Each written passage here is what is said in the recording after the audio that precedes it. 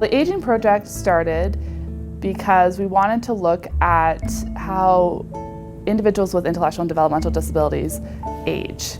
Anecdotally, we'd heard that they age prematurely, at a younger age, up to 30 years earlier than the general population. So they start having the same support needs as someone who is older in the general population. So we were interested in how that happens, when it happens, and how that changes their support needs. We had the idea of looking at the measure of frailty to better characterize the aging process in individuals with developmental disabilities. At the moment, it feels like most of the measures are created for the general population, and we know that that's not necessarily appropriate for the population with intellectual and developmental disabilities. I choose to see it as a multi-dimensional vulnerability of individuals. It's associated with aging, it's across multiple different domains of health.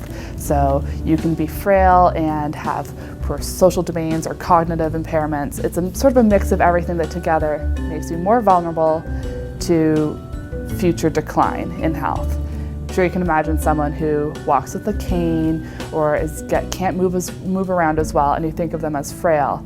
But in the population of adults with intellectual disabilities, that could happen across the lifespan. In Ontario, there is a measure of frailty, but we didn't think it was appropriate, the frailty marker, because it is so heavily focused on diagnoses. We wanted to have more of an awareness of the needs of a measure for people with intellectual disabilities. So we wanted it to not focus on lifelong conditions. We wanted to focus on, as much as possible, changes in health. So if there's a decline in activities of daily living, that would indicate frailty rather than just having like an impairment. So we first explored what's done in other countries, and there's a few other measures out there. Using the same methods that has been used elsewhere, the Frailty Index, we developed it for Ontario specifically, using the Ontario data. So it's from this routinely collected data, so we can use it all the time. We don't have to go and collect it. We came up with a 42-item index that covers a variety of domains and can better characterize this population.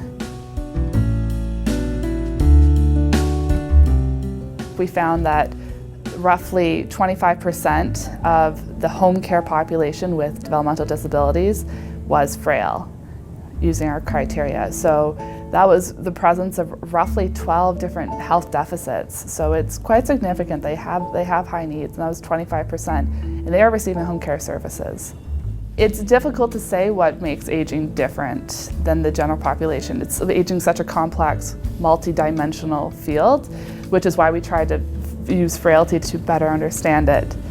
We know that it happens sooner.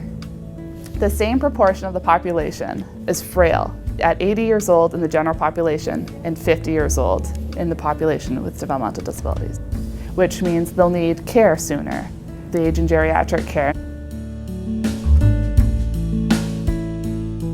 I think that this provides the evidence that hopefully policymakers or practitioners can use to make some change and address the fact, as for specifically aging, that these individuals do age younger and they'll need those services younger. So either prepare for it or react to it in a way that's appropriate for someone who is experiencing old age at the age of 50.